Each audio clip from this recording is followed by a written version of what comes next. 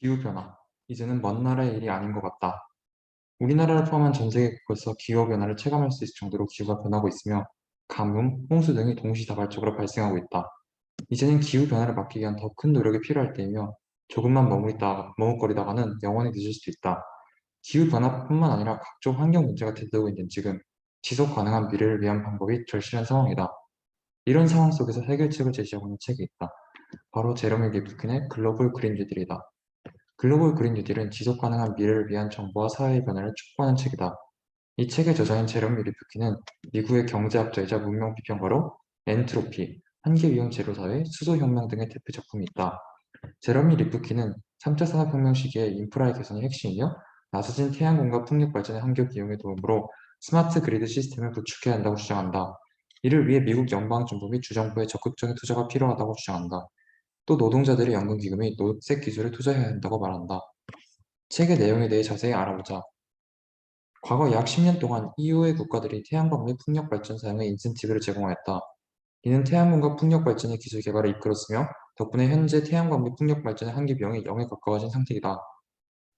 제러미 리프킨은 이 덕분에 재생에너지가 화석연료와의 경쟁력을 갖춘 상태이며 머지않은 미래에는 태양광과 풍력 발전을 활용하는 것이 비용이 더 싸져서 이들이 화석연료를 대체할 것이라 보고 있다. 재생에너지가 화석연료보다 비용이 낮은데 굳이 화석연료를 계속 사용할 이유는 없지 않겠는가? 이는 화석연료 관련 산업이 엄청난 저체자산을 떠안는 것을 의미한다. 화석연료를 활용하여 에너지를 생산하거나 제품을 만드는 시스템은 머지않아 필요가 없어질 것이라는 이야기다. 즉, 지금 석탄이나 석유를 활용한 시스템 구축을 위해 돈을 투자하는 것은 엄청난 낭비이기 때문에 기업과 국가들은 서서히 화석연료에서 떠나 재생에너지에 적극적으로 투자하는 것이 손실을 최소화할 수 있을 것이다. 제러미 리프킨은 실제로 많은 투자회사들이 화석연료 산업에서 재생에너지 산업에 투자의 눈길을 돌리고 있다고 말한다. 어떤 사람들은 석탄 및 석유에서 재생에너지로 가는 과도기에 천연가스를 사용하는 것이 좋다고 말하고 있다. 하지만 제러미 리프킨은 천연가스조차 오염물질을 배출하고 있으며 태양광과 풍력 발전에 비용이 매우 낮아졌기 때문에 천연가스에 투자하는 것은 엄청난 손해를 보는 일이라고 말하고 있다. 가까운 미래에 재생에너지 활용이 대세가 될 것인데 지금 천연가스에 투자하는 것은 돈을 낭비하는 것이라는 뜻이다. 저자는 재생에너지의 한계 비용이 낮아진 이 상황을 바탕으로 스마트 그리드 시스템을 구축해야 한다고 말한다. 리프킨이 말하는 스마트 그리드 시스템에 대해서 알아보자. 이 스마트 그리드 시스템은 중앙 집중식 시스템이 아닌 분산형 시스템이다. 즉, 중앙의 발전소에서 단독으로 전기를 생산하는 것이 아니라 사업체, 지역 공동체, 주택 소유자들이 모두 잠재적 전력 생산자가 되어서 그들이 생산한 전기 중 사용하고 남은 부분은 다른 지역으로 퍼져나가는 것이다. 또한 화석 연료 및 원자력 발전이 아니라 재생에너지를 중심으로 전기가 생산이 된다. 재생에너지의 생산 비용이 낮아졌으니 가능한 것이다. 리프킨은 이러한 시스템 구축을 위해 정부의 적극적인 투자와 지원이 필요하며 유럽에서 시행한 사례를 적극적으로 참고해야 한다고 말하고 있다. 미국의 연방정부와 주정부 모두 충분한 지원을 마련하고 적극적인 투자를 통해 인프라를 설치하여 스마트 그리드 시스템을 구축해야 한다는 것이다.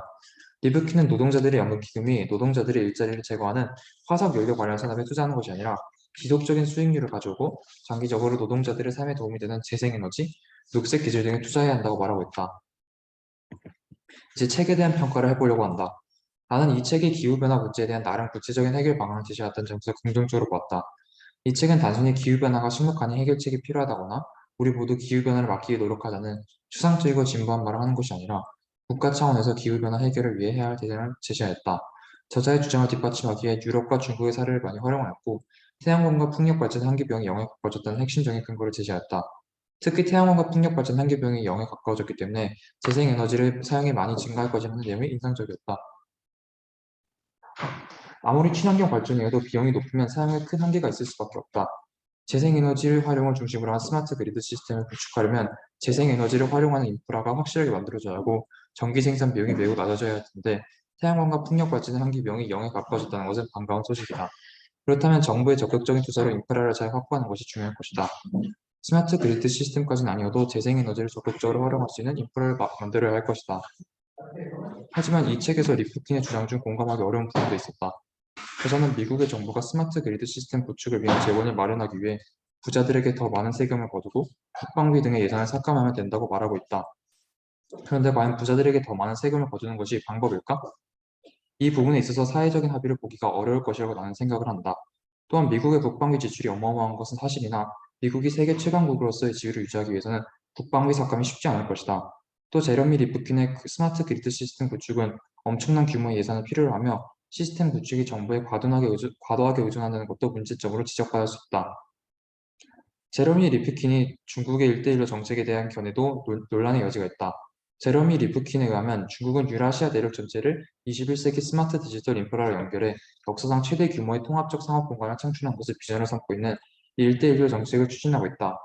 생태학적 문명의 구축을 명분으로 하고 있는 이 정책은 미래의 중국이 이 정책을 통해 만들어진 인프라를 통해 주변 국가에 대한 간섭과 통제권을 행사할 수도 있다. 하지만 제로미 리프킨은 1대1로 정책을 통해 중국이 다른 국가를 통제하려고 하는 것이 아니라고 한다. 그러나 과연 중국이 정말 순수한 의도로 이런 정책을 추진한다고 말할 수 있을까? 제러미 리프킨은 중국이 순수한 의도를 가졌다는 것에 대해 충분한 근거를 제시하지 못하겠다. 중국이 과거부터 주변국들의 통제력을 행사하려고 했다는 점을 미뤄보면 중국은 1대1로 정책을 통해 주변국을 감착하려는 의도를 가지고 있을 수도 있다는 점을 경계해야 한다.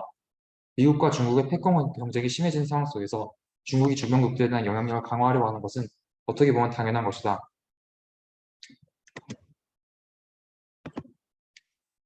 그렇다면 이제 기후변화 해결을 위해서 우리 사회가 나아갈 방향은 무엇일까? 나는 우리가 친환경 에너지 생산 시스템에 빠르고 적극적으로 투자하여 규모의 경제를 달성하는 것이 중요하다고 생각한다. 빠르고 적극적인 투자로 빠른 규모의 경제 달성이 핵심이다. 제로미 리프킨의 스마트 그리드 시스템까지는 아니어도 친환경 에너지를 낮은 비용으로 대량으로 생산하는 시스템을 구축해야 한다. 아무리 환경 문제가 심각하더라도 국가와 기업들은 돈이라는 가장 큰 인센티브에 의해 움직이기 때문이다. 친환경 시스템이 저렴해지면 전 세계 국가들과 기업들은 알아서 친환경 시스템을 구축하고 이를 활용하려고 할 것이다. 그러기 위해서는 빠르고 적극적으로 이 분야에 대한 투자가 이루어져야 한다.